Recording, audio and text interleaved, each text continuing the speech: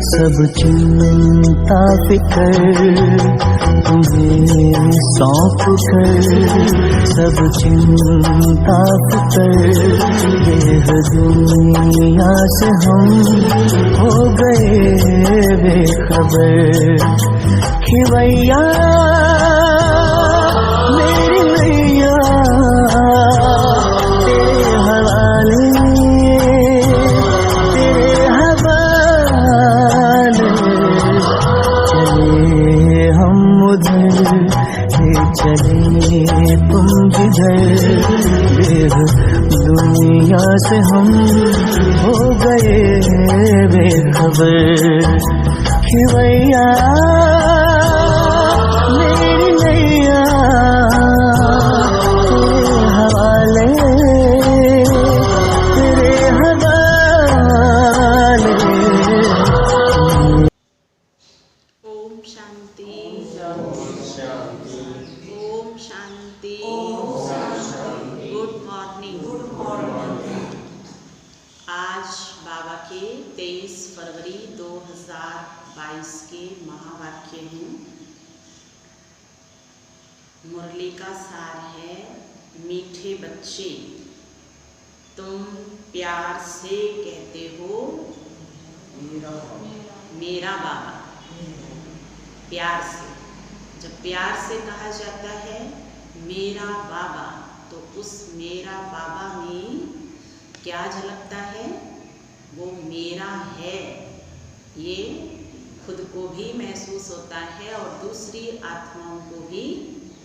इस आत्मा का परमात्मा से प्यार है, प्रेम करती है ये आत्मा परमात्मा से। ये दूसरा सुनकर के भी अनुभव करता है। तो क्या कहेंगे? मेरा बाबा। तुम प्यार से कहते हो मीठे बाबा, तो मुख में रस आ जाता। क्या आ जाता है?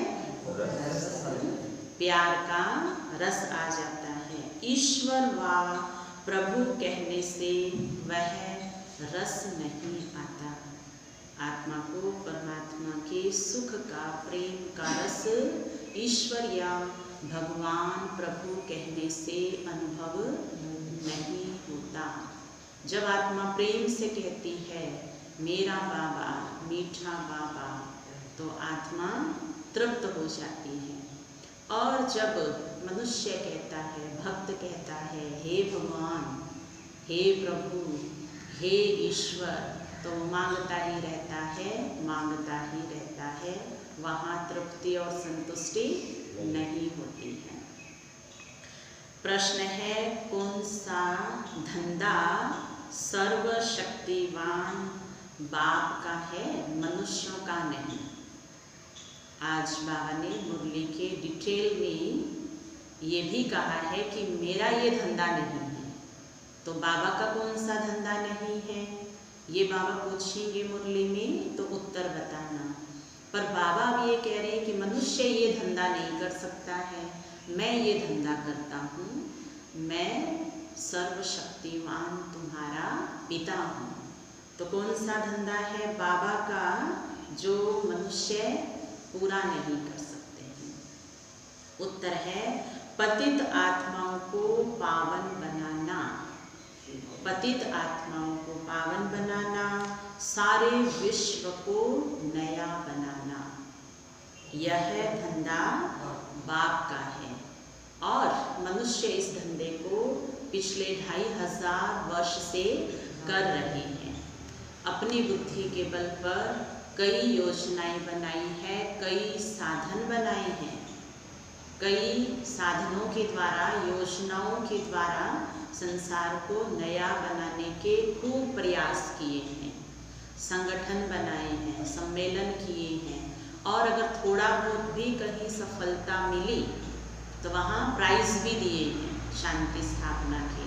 लेकिन देखा गया है कि कुछ क्षणों के लिए, कुछ दिनों के लिए थोड़ा तो संसार में अच्छा दिखाई दिया, नयापन दिखाई दिया। लेकिन आज अगर हम पूरे विश्व के अंदर चारों तरफ नज़र दौड़ाएं, उत्तर, दक्षिण, पूर्व और पश्चिम, उसके लिए सभी लीडर्स क्या बोल रहे हैं? सारी दुनिया में उथल पुथल मची हुई है, तो बाबा ही आकर के हम आत्माओं को बैलेंस करते हैं, प्रकृति और आत्मा दोनों का संतुलन बनाते हैं। ये कार्य है बाबा का। बाप ही पावन बनने की शक्ति देते हैं।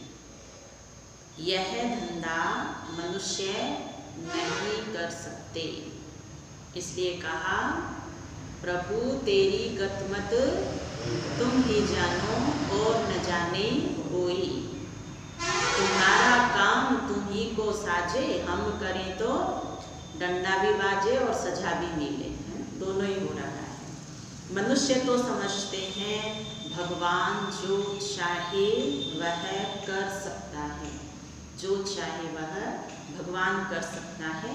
इसमें खास तो अभी कौन सा मौसम है? कलयुग के अंतिम समय में बीमारियां बहुत है तरह तरह की, जहाँ बाबा ने साकार समय में कह दिया था कि ऐसी ऐसी बीमारियां आएंगी जिनका इलाज ही नहीं होगा, उसकी दवाई ही नहीं होगी। डॉक्टर्स को पता ही नहीं चलेगा कि ये बीमारी ऐसी है और इसका इलाज कौन सा है। तो मनुष्यों ने फिर आज जैसा दर्द है वैसी ही प्रार्थना की है और कहा कि भगवान तो बीमारी को भी ठीक कर सकता है। अब बाबा कह रहे हैं बच्चे, मेरा धंधा है पतित को पावन बनाना, किसी की बीमारी को ठीक करना बाबा का धंधा नहीं है। अच्छा, ये धंधा शब्द का अर्थ क्या है? जहाँ आप क्या करेंगे? जहाँ आप पैसे लेकर के और बीमारी ठीक करेंगे, पैसे लेकर के इंजेक्शन लगाएंगे, पैसे लेकर के और आप दवाई देंगे, तो धंधे में तो लेन देन होती है। और बाबा कहते मैं तो ऐसा धंधा करता नहीं हूँ, है ना। फिर तो बाबा को निष्काम कहेंगे हम? नहीं कह सकते हैं। तो बाबा पतित आत्मा को पावन बनाता है, जिसमें बाबा को कुछ भी नहीं चाहिए है। इसलिए बाबा ने कहा बच्चे, मैं ये धंधा नहीं करता हूँ, लेकिन मैं कराता हूँ। करता तो नहीं हूँ कि आप सामने आए, मैंने दृष्टि दी, हाथ घुमाया और आपकी बीमारी ठीक कर दी, नहीं, लेकिन मैं कराता हूँ। किसके द्वारा? जो डॉक्टर हैं ना, इतने सारे हॉस्पिटल्स हैं, डॉक्टर्स हैं, इनके द्वारा, क्योंकि उनको भी तो विज्ञान पता है ना, मेडिकल की जानकारी तो उनको है। तो देखो बाबा कहते हैं निमित्त उनको बना करके मैं आपकी बीमारी ठीक करा देता हूँ। दूसरा फिर बाबा कहते मेरे पास राजयोग है, और राजयोग के अंदर क्या है? योगा भी है और सात्विक डाइट भी है। अगर हम ईमानदारी से योगा करते हैं, माना योगा योग दोनों ही करते हैं, प्लस सही शुद्ध भोजन लेते हैं, तो कितनी कड़ी भी बीमारी क्यों ना हो वो ठीक हो जाती है। अच्छा, इसके लिए भी बाबा ने मुकर्रर कर दिया। रामदेव बाबा ने कितनी अच्छी अच्छी जानकारियाँ दी हैं। अगर उसके कहने पर चला जाए तो शरीर में एक भी बीमारी नहीं रहती है। क्यों? क्योंकि भयंकर से भयंकर कड़ी बीमारियां लोगों ने बाबा रामदेव का योग करके खुद को ठीक किया है। इसलिए अब बाबा के सामने बैठ करके ये कहने की आवश्यकता नहीं रही है कि बाबा मेरी ये बीमारी ठीक कर दो। अब दवाई का डिब्बा सामने पड़ा है और पर्ची भी कह रही है 7 दिन हो गए, डॉक्टर के पास जाना है। अब डॉक्टर के पास नहीं जाएंगे और दवाई सामने पड़ी है उसे नहीं खाएंगे तो बीमारी ठीक नहीं होगी। बाबा ने कहा है दुआएं और दवा।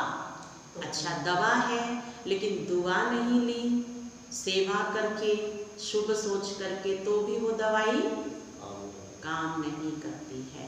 तो बाबा से अपनी सर्व प्रकार की बीमारियां हमें ठीक करानी है। मन की, है ना, विशेष तो मन ही है ना, मन बीमार है। तो आज बाबा कहते हैं बच्चे मैं शरीर को ठीक नहीं करता हूँ। बाबा कहते हैं मैं ऐसी आशीर्वाद नहीं करता, मैं तो पावन बनने की युक्ति बताता हूँ। गीत कौन सा होगा? जाग सजनिया जाग, नव युग आया सजनिया जाग। आया? अच्छा, माताएं खुश हो रही है कि बाबा ने जो मुझे नई दुनिया चाहिए वो आ रही है, आज याद कराया। तो माताएं बड़ी खुश होंगी, आज सारा दिन रहेंगे ना खुश। ओम शांति। बेहद का बाप बच्चों को जगाते हैं, माता पिता जिससे सुख मिलने का है वह आकर अंधियारी रात से जगाते हैं। तुम माता पिता के बच्चे हो, सच्चे हो और अच्छे हो, ये बाबा कह रहे हैं। तो बाबा कहते हैं वाह बच्चे वाह। तो बच्चे तो फिर हाय हाय नहीं करेंगे ना। जानते हो हम घोर अंधियारे में थे, अब जाग रहे हैं।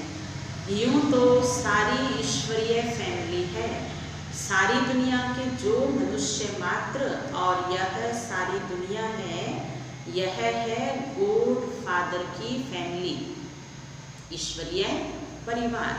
माता पिता गॉड फादर को कहा जाता है।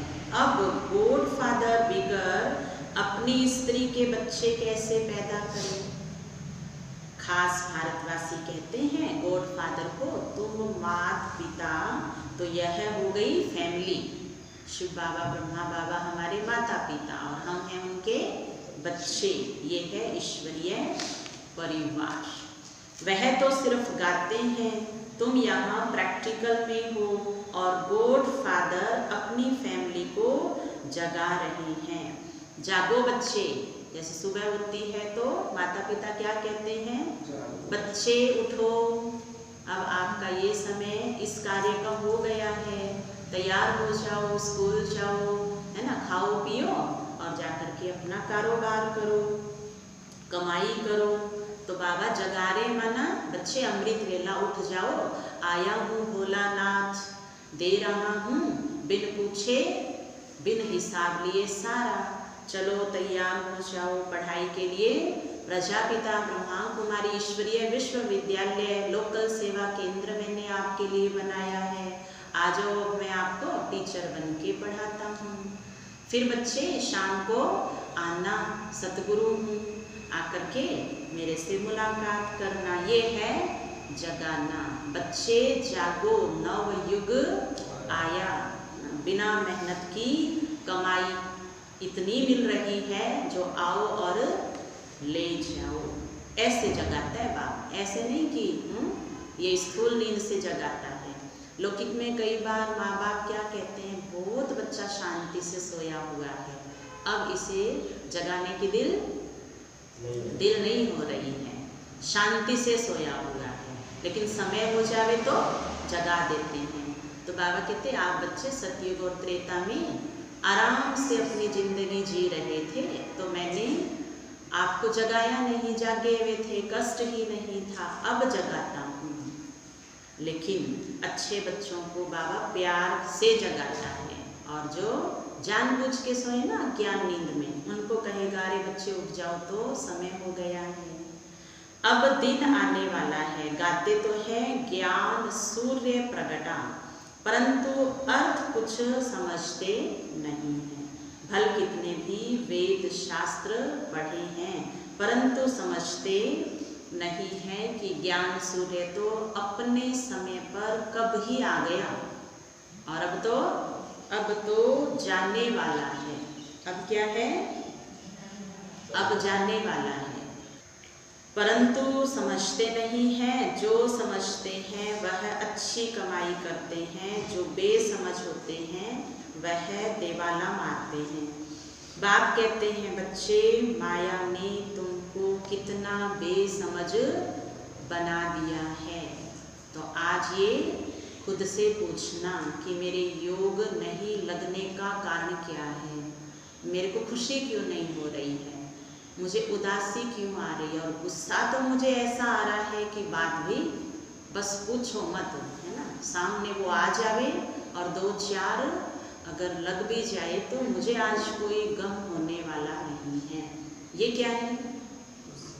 यही तो बेसमझी है ना। तो बाबा कहते बच्चे आज पूछना मैं कितना बेसमझ हूँ, जो कह रहा हूँ इसने तो मेरी सुख और शांति ही मेरे से छीन ली है, मेरा जीवन ही इसने बर्बाद कर दिया है, मुझे तो बोझ के नीचे दबा दिया है। यही है ना बेसमझी।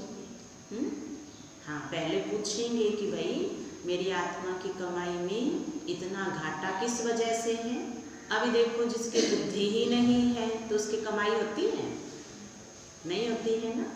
तो मजदूर और मजबूत, मजदूर मजदूरी करता है तो शाम को थक जाता है, और मजबूत जो होता है वो मजदूरी नहीं करता, वो कमा करके खा करके बचा करके और फिर से और कमाई के लिए तैयार हो जाता है। तो जब मेरी समझ मेरे कर्मों में आएगी तब माना जाएगा कि मैं अब सेंसिबल हूँ, समझदार हूँ। नहीं तो कहना अपने आप को, देखो तो मैं कितना बेसमझ हूँ। तो खुद पर ध्यान देना। इससे क्या होगा? अपने पुरुषार्थ में तरावट आएगी। एक तरफ कहते हो ओ गॉड फादर, दूसरे तरफ कहते परमात्मा सर्वव्यापी। ये बेसमझी तो भक्त के पास है ना, उसकी मिटानी है। एक तरफ कहते हो सभी मनुष्य मात्र भाई भाई हैं अथवा हम एक बाप के बच्चे हैं, फिर कह देते जिधर देखता हूँ तू ही तू, अर्थात वी आर ऑल फादर्स। हम जितने बैठे हैं ना सामने, भगवान के सामने तो बैठे हैं, परम पिता के सामने तो बैठे हैं। अब परम पिता के सामने बैठ करके भी क्या कह रहे हैं? हम ही परमात्मा हैं, हम ही परम पिता हैं। आत्मा परमात्मा को ही कह देती है। इतनी अज्ञानता है ना धरती के ऊपर कि मैं ही परमात्मा हूँ। लौकिक में है ना ऐसा। माताएं जब रोज रोज सत्संग में जाती है, रोज मुरली क्लास में आती है, जब नए होते हैं तो भाई क्या कहता है घर पे? मैं ही हूँ तुम्हारा ईश्वर, मैं ही हूँ तुम्हारा परमात्मा। तो बाबा कहते हैं देखो मेरा टाइटल लेकर के चल रहे हैं। सभी धर्म वाले किसी न किसी भाषा में कहते हैं ओ गॉड फादर। अब बाप कहते हैं बच्चे तुम जानते हो हम आते ही हैं परम धाम से। तो फादर मदर का ये परिवार है। बाप कहते हैं जिसको तुम याद करते हो उसका ऑक्यूपेशन तो जानना चाहिए ना, क्योंकि जब तक हमारा रिलेशन हमें पता नहीं है बाबा के साथ रिश्ता, तब तक कनेक्शन नहीं है। कनेक्शन नहीं है तो कम्युनिकेशन नहीं है, तो फिर अनुभव और प्राप्ति कैसे होगी? आज भक्त का भगवान से संबंध क्या है वो यही नहीं जानता है। मैं कौन हूँ, वो क्या है, मुझे उससे क्या मिलता है। और अगर रिलेशन है लेकिन कनेक्शन नहीं है तो भी फायदा नहीं होता है। अभी आप देखो ऑनलाइन के माध्यम से पिछले कई वर्षों से कई आत्माओं को बाबा का परिचय तो मिला, रिलेशन तो पता चल गया, लेकिन कनेक्शन नहीं है। कौन सा? सेंटर में आना, मधुबन जाना, सेवाओं में रहना, लेन देन करना। तो जब तक रिश्ता है लेकिन उसमें निभाना नहीं है, लेन देन नहीं है, तो भी प्राप्ति की अनुभूति नहीं होती है। तो बाबा ने सारा भक्ति मार्ग का राज स्पष्ट कर दिया। इसलिए हम कहते हैं कि बाबा मेरा सब कुछ है और मेरा बाबा का है और बाबा का मेरा है। एक तरफ कहते हैं सभी मनुष्य मात्र भाई भाई हैं, दूसरी तरफ कहते हैं जिधर देखता हूँ तू ही तू है। तो अनेक प्रकार की मान्यताएं अज्ञानता के वश बाबा ने आके स्पष्ट की। उसने इतनी बड़ी सृष्टि रची, बाप में सारा ज्ञान है। जैसे बीज में लास्ट तक फल मिल जाता है, पूरा फैल जाता है वृक्ष। बाबा कहते हैं मैं भी ज्ञान का सागर हूँ, बीज हूँ, सब भेद खोलता हूँ। अभी डमरू बजता है ना शंकर जी के हाथ में, वहाँ शंकर शिव बाबा को एक दिखाया है। मुरली क्या है? मुरली ज्ञान का डमरू है। ये अगम निगम के सारे भेद खोल रही है ना, मुझे मेरे से मिला रही है, मुझे सारी सृष्टि के राज बता रही है। इसलिए मेरे मन में शांति इकट्ठी हो रही है। हाँ, मुझे अच्छा लग रहा है। नहीं तो बात मत पूछो, बिना मुरली के तो क्या स्थिति हो जाती है। तो बाबा ज्ञान के सागर हैं, नॉलेजफुल है, कहते भी हैं वह सत्य है, सच बोलने वाला है और सदैव अमर है। अमर कथा सुनाते हैं। सुन रहे हैं सभी? कौन से वाली पार्वती बैठी है? कौन सी पार्वतियाँ? कथा वाली पार्वतियाँ या असली पार्वती? कथा वाली पार्वती तो सो जाती है और असली पार्वती उसकी पलकें भी नहीं झपकती हैं ना, इधर उधर तो उसका देखना दूर की बात। तो सच्ची पार्वती बन के बैठना। अभी तुम जानते हो अमरनाथ शिव बाबा हमको अमर कथा सुनाकर अमर लोक का मालिक बना रहे हैं। जो भी पढ़ने वाले बच्चे और बच्चियां होंगे, किसके बच्चे होंगे? माता पिता के। तुम सब पार्वतियां, तुमको अमर कथा सुना रही हैं। आज से कथा शुरू हुई, आज से 5000 वर्ष पहले पैराडाइज था, स्वर्ग, सृष्टि का ये नाटक फिरता रहता है। फिर के फिर सतयुग गया, त्रेता आया, फिर द्वापर कहता मैं जा रहा हूँ, और कलयुग कहता है जाने से पहले मैं हाहाकार कर रहा हूँ। और हम क्या कह रहे हैं? आज नशा होना चाहिए। मैं किस फैमिली का हूँ? ईश्वरीय परिवार का हूँ, ईश्वरीय परिवार का मेंबर हूँ। ये नशा होना चाहिए। साकार बाबा को जब ऑपरेशन कराना था तो बाबा को पुणे में जाना था, तो वहाँ बाबा के लिए मकान देख रहे थे। तो पंजाब जो उनके इंचार्ज उस समय चंद्रमणि दादी जी थे, और चंद्रमणि दादी जी को इतना नशा था कि उनके मुख से जो बाबा के महावाक्य जैसे हैं वैसे ही वाचा से निकलते थे। तो जब वो गए किसी कॉलोनी में तो क्या कह रहे हैं? हमें गॉड फादर के लिए मकान चाहिए, यहाँ गॉड फादर रहेंगे। क्या आप गॉड फादर के लिए ये मकान देते हैं? इतना नशा था दादी को। कौन से वाला? ब्रह्मा बाबा नहीं, ब्रह्मा बाबा के अंदर जो बैठा है गॉड फादर। मुझे कितना नशा है। ब्राह्मणों के बीच में मेरा बाबा, मीठा बाबा, प्यारा बाबा, अच्छा बाबा, बाबा ही बाबा, और बाहर जाकर के हे भगवान, हे राम। कई तो बाबा शब्द बोलने से इतना डरते हैं, घर में भगवान ही भगवान कहते हैं। तो हम तो भगवान के नहीं हैं। भगवान माना जिसको मैं नहीं जानती तो दूसरे को मैं क्या बताऊंगी। कई तो फिर है ना परमात्मा ही परमात्मा कहते हैं, बाबा नहीं कहते हैं। आप परम पिता शिव बाबा भी तो बोल सकते हैं ना। ऐसा नशा होना चाहिए। कई तो ये भी नहीं कहते वो हमारी ब्रह्मा कुमारी दीदियाँ हैं, इतना डर लगता है। क्या कहेंगे? हाँ वो ओम शांति वाले हैं ना, हाँ हम ओम शांति वालों के पास जाते हैं। तो देखो नशे में कितना अंतर है। आप सोचो अगर सत्य का नशा दादियों को नहीं होता तो क्या इस सृष्टि का कल्याण होता? तो दिल से कहना है मेरा शिव बाबा, मेरा परमात्मा शिव बाबा, मेरा ईश्वर शिव बाबा बोल दो। चलो ईश्वर से अगले को समझ में आता है, तो मेरा ईश्वर शिव बाबा, मेरा पतियों का पति है ना शिव बाबा। तो दो तरह की लाइफ अब क्या जीना, अब एक जैसी लाइफ जीना है। तो दादी क्या कहती थी, गॉड फादर आ रहा है, और सच में बहुत बड़ा अच्छा मकान मिला और वहाँ पूना में खूब सेवाएं हुई।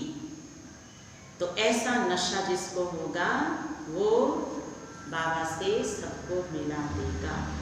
इसलिए कहते हैं प्रभु हम तेरी एक बूंद के प्यासे हैं। अगर एक सागर में से एक बूंद मिल जाए तो नशा जो है, नशा तो बूंद ही हो गई ना, एक बूंद मिल जाए तो ऐसा नशा हमें अंदर रहना चाहिए। अगर हमें बाहर वाचा सेवा भी करनी नहीं आती है तो मेरे रूप रंग मुस्कान चेहरे चलन इसमें तो प्यार पर प्रभु का झलके वो भी नहीं है, समृद्धि भी नहीं है, नशा भी नहीं है, तो फिर वही होगा फेल विद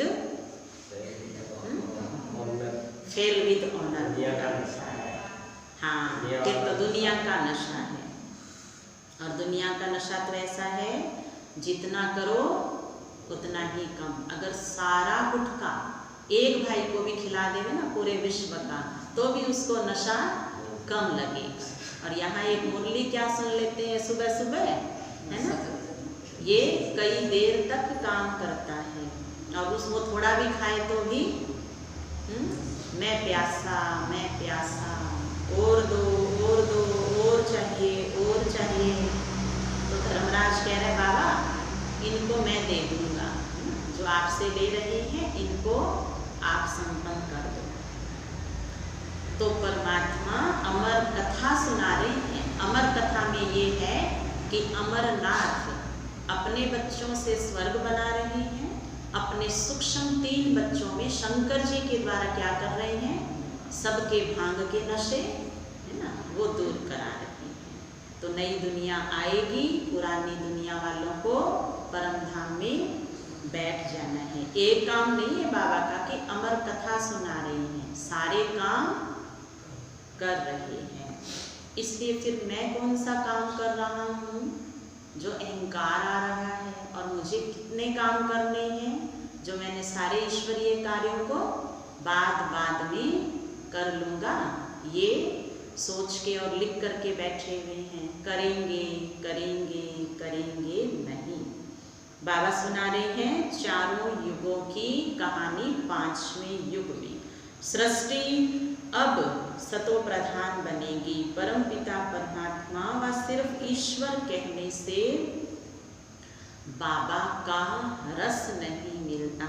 और हम तो झूम झूम के गा रहे हैं, पाना था सो पा लिया और क्या बाकी रहा, तुम्हें पाके हमने जमीन नहीं पाई, जमीन तो जमीन आसमान पा लिया, 3 लोक पा लिया, 3 काल को जान लिया। अपनी जन्मपत्री में मेरे हाथ से लिख रहा हूँ, इससे बड़ी और क्या बात हो सकती है। ऐसी सेवा और ऐसा मेरा योग जो मैं बन जाता हूँ महाराजा और महारानी।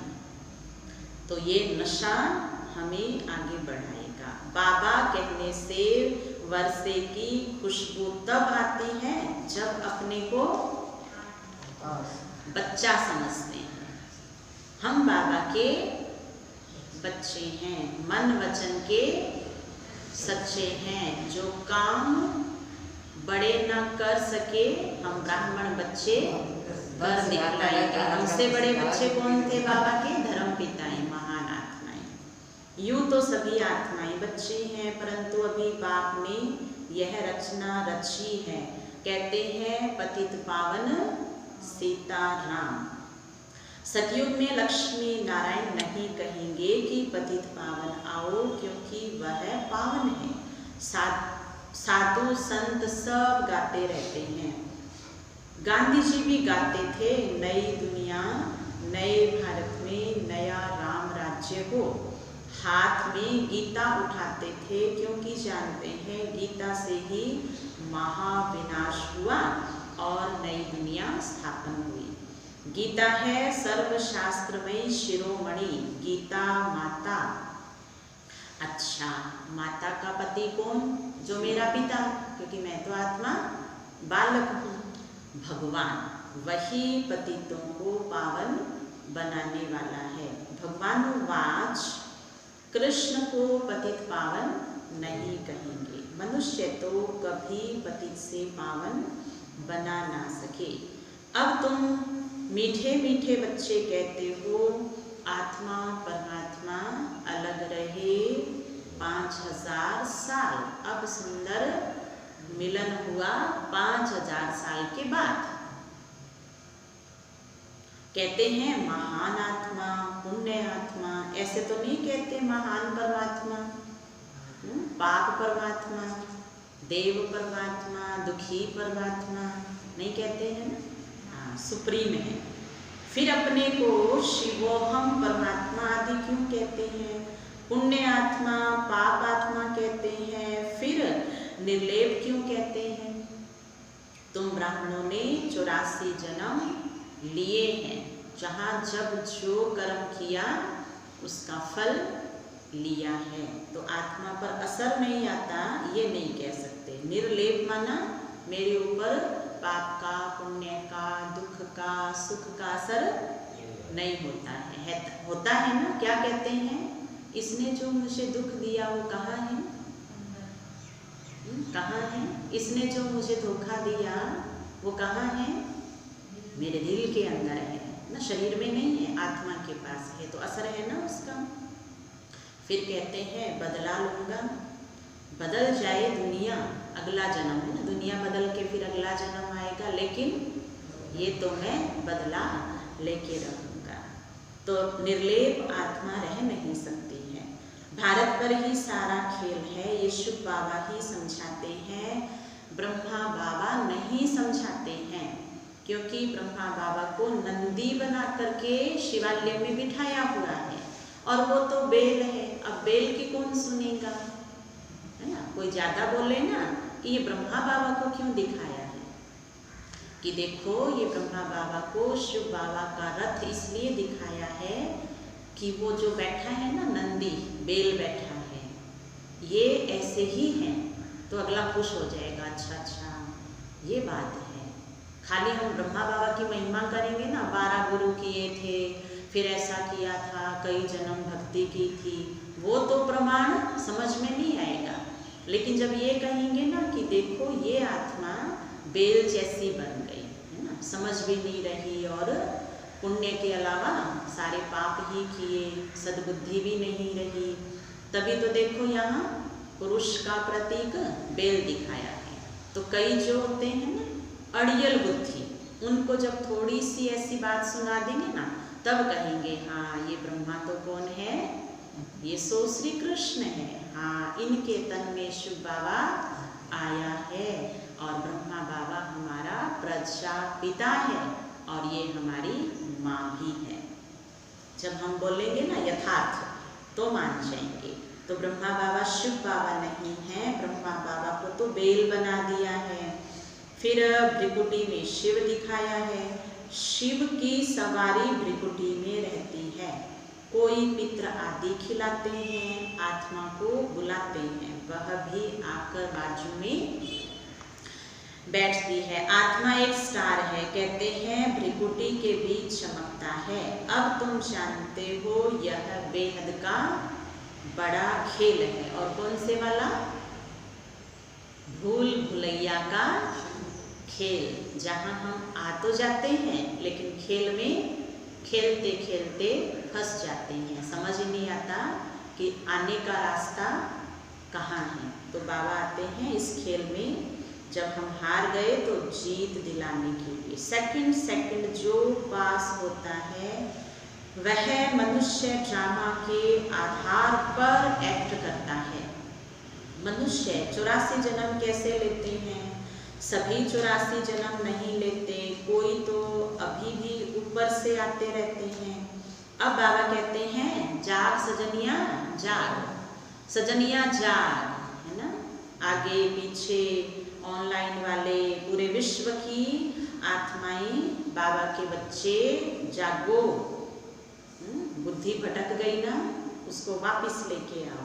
अच्छा, कन्या जब शादी करती है तो उनके सिर पर मटकी रख के उसमें दीवा जगाते हैं ना। सिंधी समाज के अंदर विवाह के दौरान ये प्रथा होती है। मटकी कौन सी है? ये मटकी, ये है ना सिर, ये मटकी है और इसके अंदर क्या है? बुद्धि, जिसका प्रकाश खत्म हो गया है। मैं बहुत अपसेट हूँ। हाथ में है फोन सेट, है ना, और कान में पहना है डायमंड सेट और घर में सामने लगा है टीवी सेट और बैठा किस पे? सोफा सेट, और फिर भी क्या कह रहा है? मैं हूँ अपसेट। बुद्धि का जो स्विच ऑफ हो गया है तो पूरा ही अपसेट है। अब बाबा दीपक जगा रहे हैं, है ना, सारा अंधियारा भगा रही है। अब वो उदाहरण जो है बाबा ने दिया और अर्थ यही है। बाबा कहते हैं तुम्हारी आत्मा की ज्योति का घृत अब खत्म हो गया है। अब मुझे याद करो तो घृत भरते भरते दीवा जग जाएगा, फिर तुम मेरे पास आ जाएंगे। वह निराकार बाप ही क्रिएटर, डायरेक्टर और मुख्य एक्टर है। याद किसको करते हैं? क्या ब्रह्मा को? अच्छा, विष्णु को याद करते हैं? नहीं, दुख में सब याद करते हैं गॉड फादर को। यह दुख सुख हार जीत का खेल है। एक तरफ में नहीं रहना, एक तरफ में अपनी बुद्धि को नहीं लगाना कि मेरी तो सदा ही क्या होगी? जीत ही होगी, है ना। ये है अज्ञान, जो चलते हैं ज्ञान में और आ गया अहंकार के ज्ञान का नशा और कहा कि मैं तो मैं ही हूँ। अब तो मुझे बाबा मिल गया है, मेरी तो कभी कोई भी फील्ड में हार नहीं हो सकती। बाबा कहते मेरे बच्चे हो माना आप स्टूडेंट हो, है ना। वर्षा तो पिता रूप में देता हूँ, लेकिन टीचर भी हूँ तो पढ़ाता हूँ और पढ़ाई से परख होगी कि आपकी हार है या आपकी पढ़ाई से जीत है। तो उल्टा नशा ना चढ़ जावे कि मैं तो मैं ही हूँ।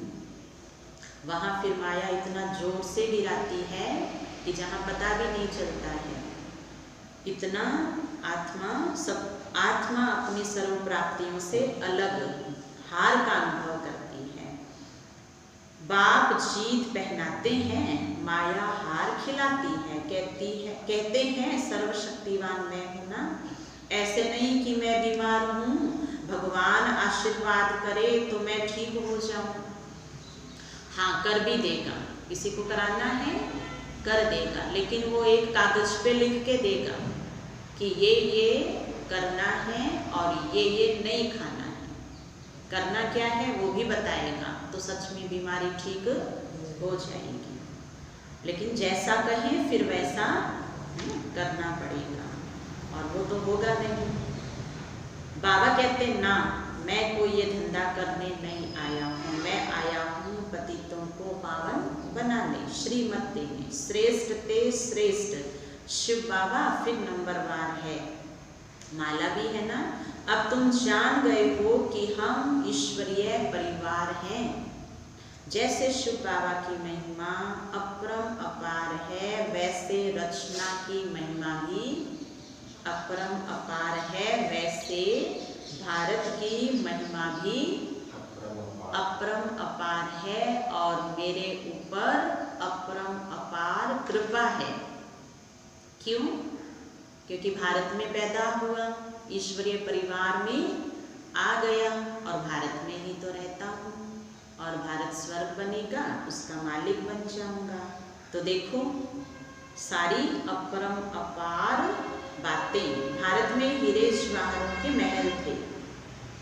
गॉड क्रिएटर है तो मदर भी चाहिए। जब तुम यहाँ बैठे हो तो पहले बाप की याद आनी चाहिए, फिर ब्रह्मा विष्णु शंकर सूक्ष्म वतन वासी की ब्रह्मा द्वारा स्थापना हो रही है। इस समय तुम ईश्वरीय फैमिली के हो, फिर दैवी फैमिली बनेंगे, सो भी संगम युग पर। देखो कई बच्चे ये सोचते हैं ना कि देखो हमें तो हर दिन, हर साल, हर महीना बाबा के संग रहना ही होता है। मधुबन भी जाना पड़ता है, सेंटर भी आना होता है और सारी सेवाएं भी करनी होती है। अब समय कई बार कम होता है, कई बार बाहर जिम्मेवारियां ज़्यादा होती है, तो फिर अब क्या करें। तो बाबा ने याद कराया, बच्चे वो भी आपका परिवार है और ये भी आपका परिवार है। जब आप परिवार के हैं तो ईश्वर, जिसको कहते हैं परमार्थ, दोनों को निभाना ही है, थकना नहीं है। और हमने तो कहा है विश्व ही मेरा परिवार है, तो फिर थकावट नहीं आएगी और मन परेशान नहीं होगा। अच्छा, फिर हम कर रहे हैं तो हमें मिलेगा ना, जो करेगा है ना सो पाएगा।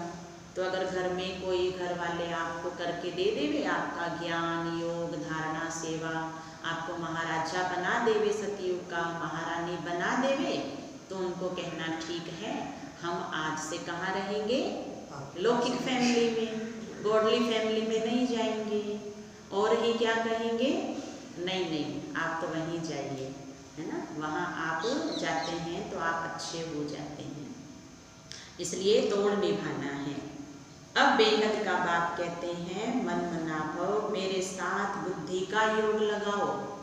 बुद्धि कहाँ लगाओ, सिर्फ और सिर्फ मेरे में, है ना। तुमने अपनी बुद्धि मुझे दे दी है तो मैं बुद्धि का मालिक हूँ।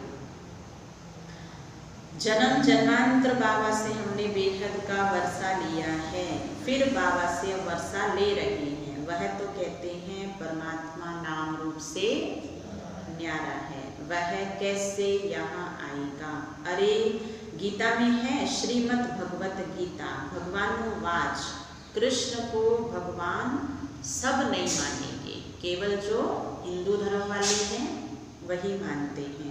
यह सब ब्रह्मा में नूंद है, भगवान है निराकार ज्ञान का सागर। फिर पीछे जो राज्य करते हैं उनकी महिमा अलग है। सर्वगुण संपन्न 16 कला संपूर्ण, इस समय है सब हिंसक काम कटारी चलाने वाले। लक्ष्मी नारायण के लिए ऐसे नहीं कहेंगे, वह तो संपूर्ण श्रेष्ठाचारी थे। तो बाप की महिमा अलग है, हर एक मनुष्य मात्र का अलग अलग पार्ट है।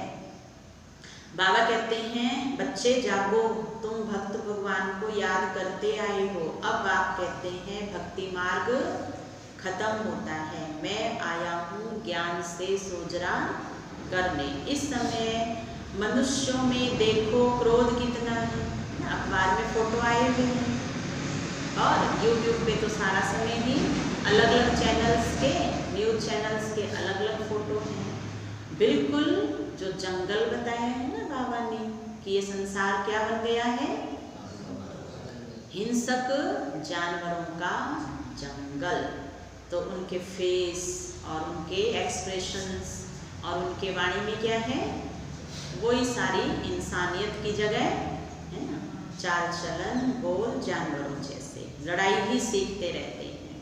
अब रावण राज्य शुरू होता है, तब यह सब शुरू होता है। सतयुग में तो है ही राम राज्य। अब बाप कहते हैं, मैं तुम बच्चों को राजाओं का राजा बनाता हूँ। क्या बनेंगे, लक्ष्मी नारायण। कैसे बनेंगे, ये याद रखना है, पढ़ाई करके बनेंगे, पढ़ाई से। पढ़ाई पढ़ाई पढ़ाई, सिर्फ सिर्फ क्या, पढ़ाई, और तो कोई काम नहीं बताया। संडे को कह रहे थे बाबा, प्रवृत्ति वाले किस में रहते हो, मजे में रहते हो, खाते हो पीते हो सोते हो, मुझे याद करते हो। तो सब ऐसे हैं या छुई हुई हैं, तो पढ़ाई की कमजोरी छुई हुई के रूप में ना। बाबा कहते हैं, बच्चे तुम हमेशा समझो कि शिव बाबा इस द्वारा सुना रहा है, जो सुनकर यह महाराजा महारानी बने थे। वही अब पतित बने हैं। दीपमाला मनाई जाती है, इसका अर्थ भी बाबा ने स्पष्ट किया है कि आप बच्चे लक्ष्मी नारायण की दुनिया में जा रहे हो। अब साधारण नर नारी वेश में पुरुषार्थ कर आत्मा का दीपक जगाकर जो सच्ची दीपमाला का समय है उसमें आ रहे हो। शिव बाबा की संतान तो सब हैं, फिर ब्रह्मा द्वारा ब्राह्मण और ब्राह्मणियां रचते हैं। ब्रह्मा सूक्ष्म वतन में है। अब बाबा को रथ चाहिए तो प्रजापिता ब्रह्मा के रथ में आए हैं, मुरली सुना रहे हैं। गीता है भारत का नंबर 1 शास्त्र। बाबा कहते बच्चे अब मैं आया हूँ तुम्हें मायाजीत बनाने। अब आत्मा पावन बनेगी और पावन दुनिया में आ जाएगी। मोहजीत बाबा बनाते हैं, इसके ऊपर कई कथाएं लिखी है। अब राम राज्य आ रहा है, रावण राज्य जा रहा है। रावण दुख देता है तो उनका पुतला जलाते हैं, बाबा सुख देते हैं तो बाबा की महिमा होती है। इस स्वदर्शन चक्र को तुम जानते हो, तुम सब गॉड फादरली चिल्ड्रन। कौन से वाले? ओबीडियंट चिल्ड्रन, आज्ञाकारी। डायरेक्ट बाप ने ब्रह्मा द्वारा एडॉप्ट किया है, इसलिए तुमको सिखी लदे बच्चे कहते हैं। तो अच्छा मीठे मीठे सिखी लदे बच्चों प्रति माता पिता बाप दादा का याद प्यार और गुड मॉर्निंग। रूहानी बाप की रूहानी बच्चों को नमस्ते। हम रूहानी बच्चों की रूहानी बाप दादा को याद प्यार गुड मॉर्निंग नमस्ते नमस्ते नमस्ते। मेरे बाबा मीठे बाबा प्यारे बाबा आपका शुक्रिया, बहुत बहुत शुक्रिया।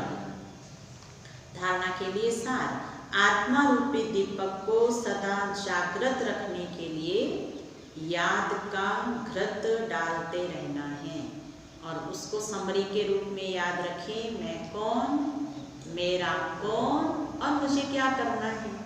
इससे उलझन मिट जाएगी, सुस्ती आलस भाग जाएगा। याद से आत्मा को सतो प्रधान बनाना है। सदा ज्ञान सोजरे में रहना है।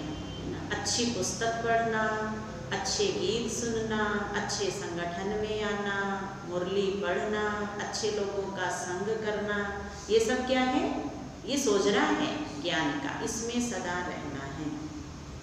बेहद ड्रामा को बुद्धि में रख स्वदर्शन चक्रधारी बनना है। बेहद ड्रामा को बुद्धि में रख स्वदर्शन चक्रधारी बनना है।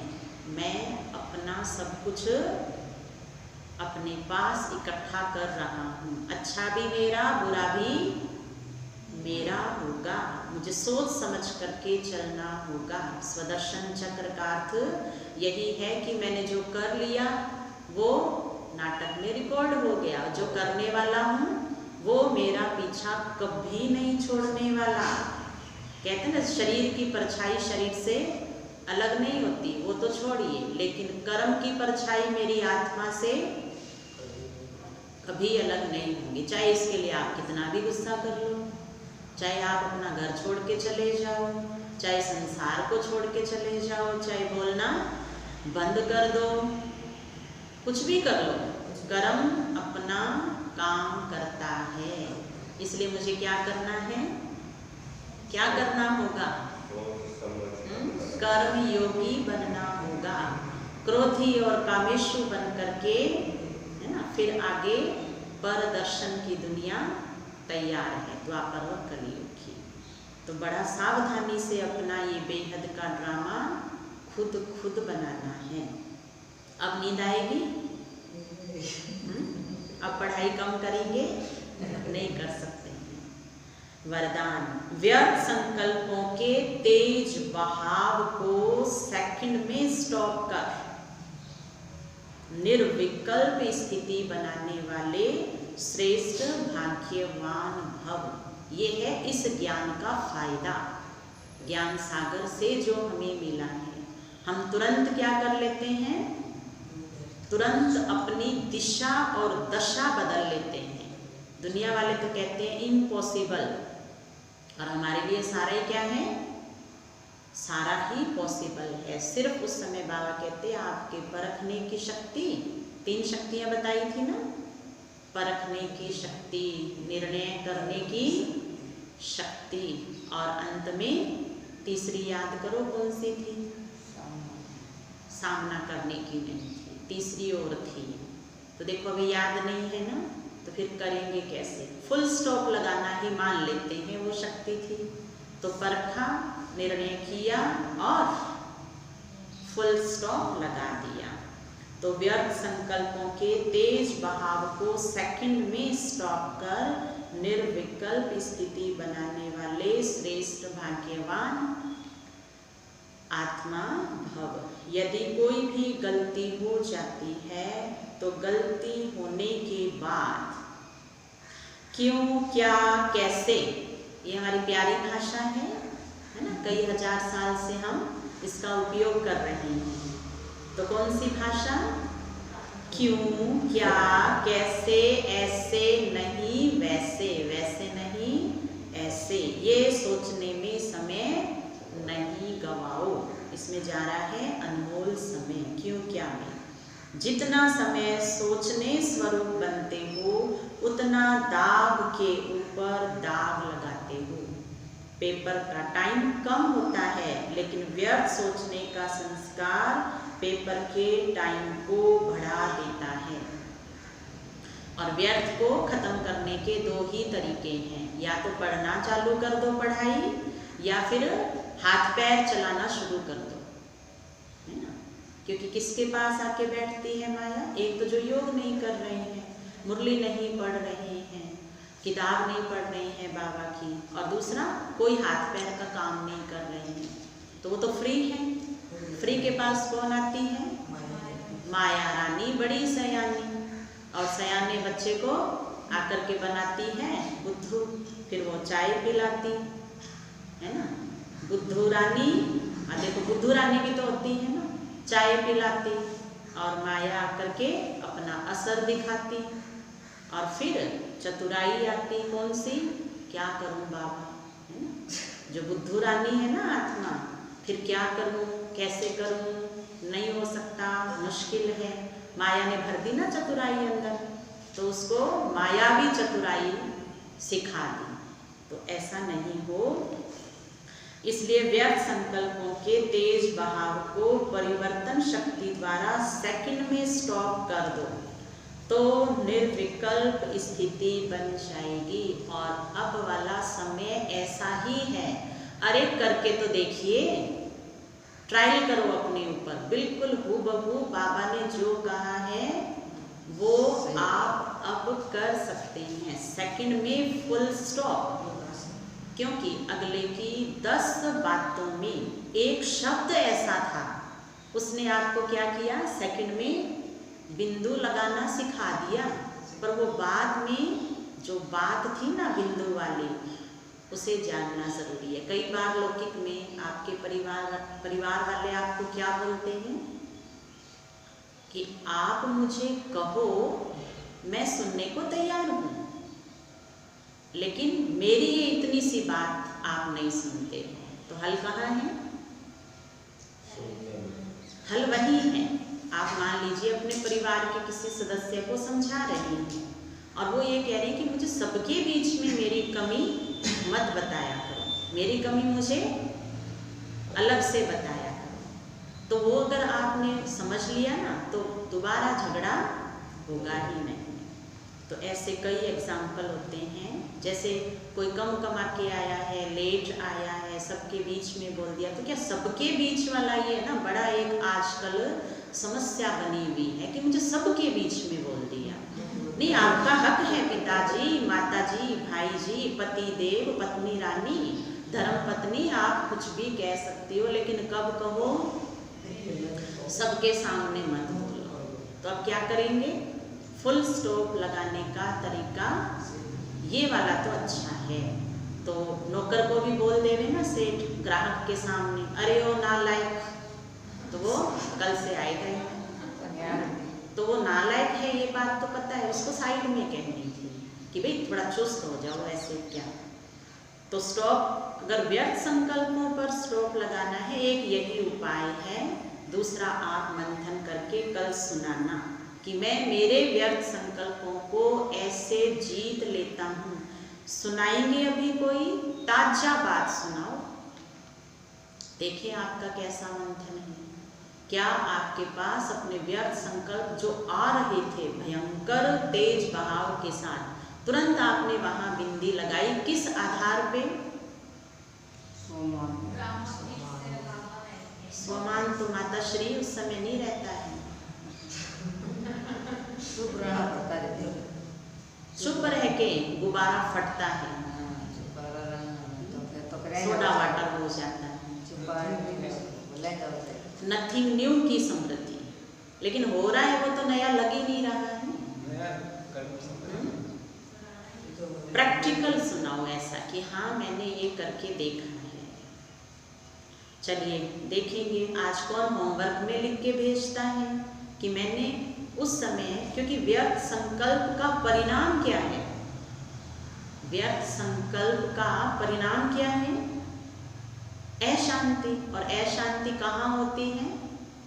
अशांति वाणी के द्वारा, कर्म के द्वारा होती है ना। अपने बाबा ने कल कह दिया कि आप मन को तो समझा लेते हो, मन का तो आपके पता नहीं चलता, संडे को बोला था ना बाबा ने, लेकिन वाणी में 5 घटना घटती है। तो व्यर्थ बाहर आता है, तब क्या आप उसे रोक सकते हैं? वो तरीका सुनाओ। तो आज लिख लेना, कल बता देना। फिर बाबा ने तो आपकी वाह बच्चे वाह तारीफ तो करनी है ना। स्लोगन, खुशी के खजाने से संपन्न बनो, व्यर्थ के खजाने से संपन्न नहीं बनना है। खुशी के खजाने से संपन्न बनो तो दूसरे सब खजाने स्वतः आ जाएंगे। खुशी के खजाने से संपन्न बनो तो दूसरे सब खजाने स्वतः आ जाएंगे। और खुशी है और अनुभव हो रही है, उसके लिए क्या करो? सर्विस, सर्विस, सर्विस और सर्विस। बाबा ने 4 बार बोला है ये। आप अव्यक्तवाणी बाबा की पढ़ के देखिए, खुशी है अंदर, वो झलकने लग जाएगी। खुशी हम बांटने लग जाएंगे और घटेगी तो बिल्कुल भी नहीं। कब? जब सेवा, सेवा, सेवा और सेवा। आपकी जो कला है, जो आपकी विशेषता है, उससे आप क्या करते जाइए? सेवा करते जाइए, तो आपका खजाना बढ़ता जाएगा। अच्छा, ओम